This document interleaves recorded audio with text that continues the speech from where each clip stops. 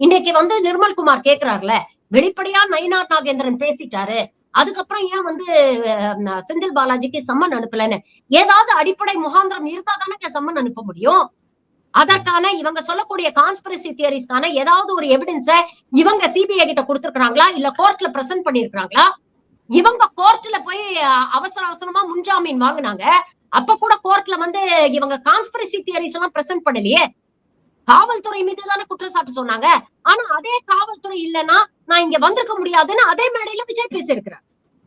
அப்போ எல்லாமே வந்து டுவர்ட்ஸ் நெக்லிஜென்ஸ் பாயிண்ட் பண்ற மாதிரிதான் ஆதாரங்கள் இருக்கு, அடிப்படைகள் இருக்கே தவிர இதுல கான்ஸ்பிரசி தியரி அப்படிங்கிறது ஒண்ணு இல்ல அப்படிங்கிறது தெளிவாக மக்களுக்கு தெரிஞ்சு போச்சு. அப்போ இத வச்சு இன்னைக்கு வந்து சிபிஐ வந்து பெரிய விதத்துல ஒரு மைலேஜ் தேடுறதுக்கு முயற்சி பண்றாங்களா அப்படின்னு பாத்தீங்கன்னா, சிபிஐ உடைய நோக்கம் ஒன்றிய பாஜக அரசு என்ன டைரக்ஷன்ஸ் கொடுக்குதோ அது மூலமாக செயல்பட வேண்டியது. அதுதான் அவங்க காலங்காலமா பண்ணிக்கிட்டு இருக்கிறாங்க. எத்தனையோ வழக்குகள் நம்ம பாக்குறோம், எதிர்க்கட்சி தலைவர்கள் மீது போடப்பட்ட வழக்குகள். அவங்க பாஜகவுல சேர்ந்துட்டாங்கன்னா அவங்கள மனித புனிதரா மாத்தி ஒண்ணு அவங்க நிரபராதின்னு சொல்லிட்டு அந்த கேஸையே ஊத்தி மூடிடுறாங்க. இல்லன்னா அதை வந்து ஹோல்டுல வைக்கிறாங்க. ஏன்னா அதை வச்சு இவங்களை இப்போ அன்புமணி, டிடிவி தினகரன் எல்லாம் எடுத்துக்கோங்களேன், அவங்க மீது இருக்கக்கூடிய வழக்கு வச்சுதானே இன்னைக்கு அவங்களை மிரட்டிட்டு இருக்கிறாங்க.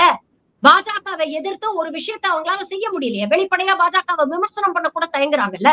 அப்ப அப்படிப்பட்ட ஒரு ஹோல்ட விஜய் மீது கொண்டு வரணும் அப்படிங்கிறதுக்காக தான் இந்த சிபிஐ வழக்கு இந்த அளவுக்கு வந்து ஊடகங்கள்ல வந்து ஊதி பெருசாக்கப்படுகிறது. எந்த ஊடகங்கள் விஜயை தூக்கி வச்சாங்களோ இன்னைக்கு அதே ஊடகங்கள் பாஜகவுடைய ஊதுகுழலா செயல்பட்டு இன்னைக்கு விஜய்க்கு எதிராக ஒரு நரேட்டிவையும் கட்டமைக்க முயற்சி பண்றாங்க அப்படிங்கறதுதான் உண்மை.